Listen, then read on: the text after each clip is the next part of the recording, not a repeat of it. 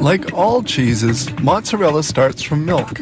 To assure good milk quality, the interior and exterior of tank trucks transporting milk must be washed after being emptied.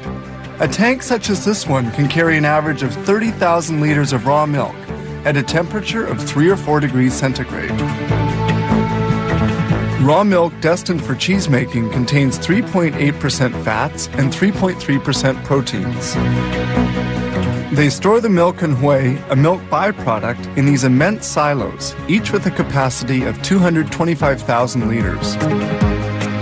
This milk separator extracts surplus cream to adjust the percentage of fat according to the type of cheese to be made. Fabrication begins with this tank, which feeds the pasteurizer. Pasteurization sterilizes beverages which can easily ferment. Milk samples are drawn off to precisely determine their milk fat and protein content. Tests are carried out in this laboratory where they impose controls. These test tubes contain milk samples which will undergo microbiological analysis. Milk quality must be impeccable.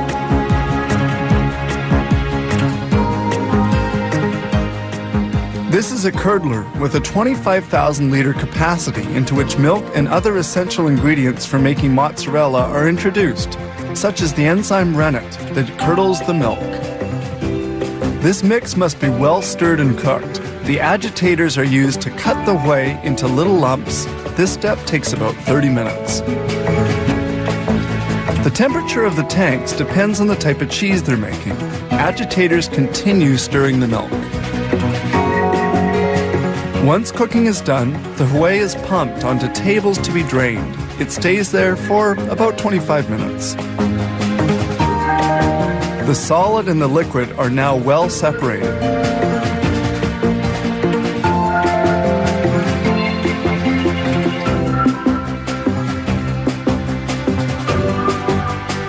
The liquid we see draining is called lactose serum. The lactose serum will be concentrated and transformed into milk byproducts.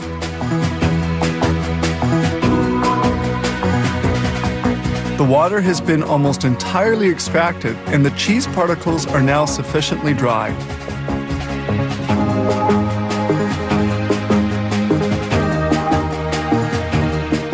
This large automated blade then moves cheese particles towards the next step. That is, toward the molder.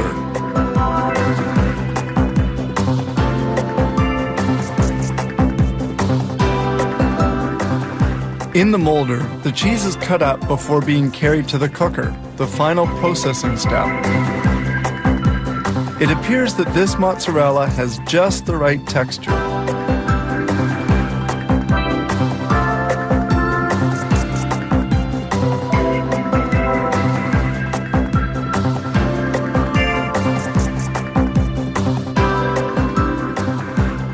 The cheese finally arrives at the molder, which will give it the proper shape.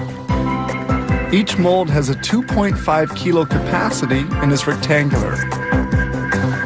Brine, a salt solution, serves to cool as well as to salt the cheese blocks. The blocks are unmolded and fall into a brine tank.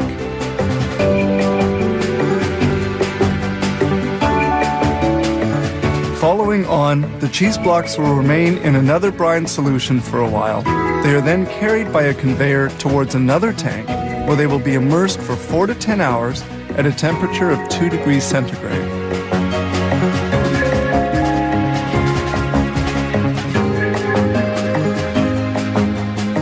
Sprays of brine remove the foam which forms at the surface of the tank. The 30,000 liters of milk that we saw coming in by truck at the beginning have enabled them to produce some 1,400 blocks of cheese in only 8 to 12 hours. The cheese blocks are finally vacuum packed, ready for shipment.